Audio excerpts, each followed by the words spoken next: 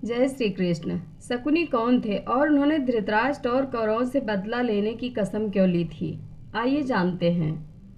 महाभारत की कहानी तो अति प्रचलित और रोचक है। इस महाकाव्य के एक किरदार ने लोगों के मन में एक अलग छवि बनाई है। अर्जुन से लेकर श्री कृष्ण तक हर एक किरदार का अपना एक अलग रोल और अलग महत्व है। हालांकि महाभारत के एक किरदार को कोई नहीं भूल सकता और वो किरदार है मामा शकुनी का। शकुनी वही थे जिनके कारण महाभारत जैसा ऐतिहासिक युद्ध शुरू हुआ। लेकिन क्या आप सभी जानते हैं कि कौरवों के साथ रहने के बावजूद भी शकुनी कौरवों के सबसे बड़े शत्रु थे, जिन्होंने धृतराष्ट्र और कौरवों के विनाश की कसम ली थी। दरअसल गांधार देश के राजा के सबसे छोटे पुत्र थे शकुनी। आपको बता दें कि गांधार देश के राजा सुबल के 100 पुत्र और एक पुत्री थी, जिसमें सबसे छोटे पुत्र थे शकुनी, जबकि उनकी इकलौती पुत्री का नाम था गांधारी। शकुनी की पत्नी का नाम आरसी और उनके 3 पुत्र थे, जिनके नाम थे उलूप, वृकासुर और विप्रचित्ति।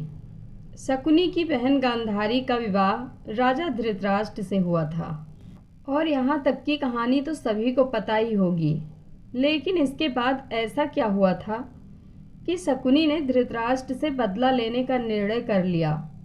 तो आपको बता दें कि जब गांधारी विवाह योग्य हो गई और उनके लिए रिश्ता देखा जाने लगा था, तब ज्योतिषियों ने बताया कि गांधारी की जन्म कुंडली में प्रथम पति की मृत्यु का योग था।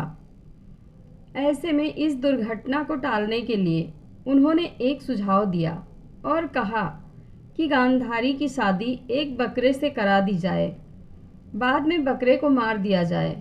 ज्योतिषियों के अनुसार ऐसा करने से कुंडली की बात सिद्ध हो जाएगी और बाद में गांधारी की दूसरी शादी कर दी जाए।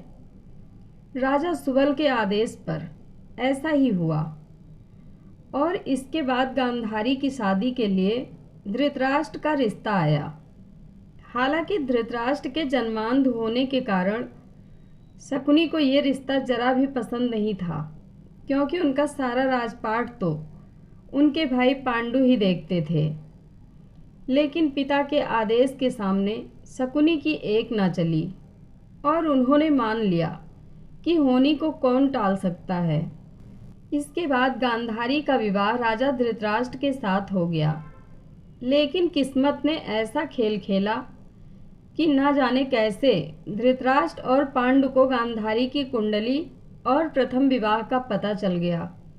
इस बात को जानने के बाद राजा को बड़ा क्रोध आया कि उनसे इतनी बड़ी बात छुपाई क्यों गई। इसके तहत उन्होंने मान लिया कि गांधारी एक तरह से विधवा ही थी और उसकी कुंडली में दोष भी था।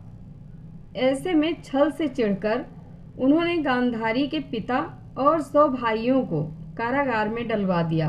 जय श्री कृष्ण। कथा अच्छी लगे तो कमेंट बॉक्स में अपनी राय ज़रूर दें। धन्यवाद।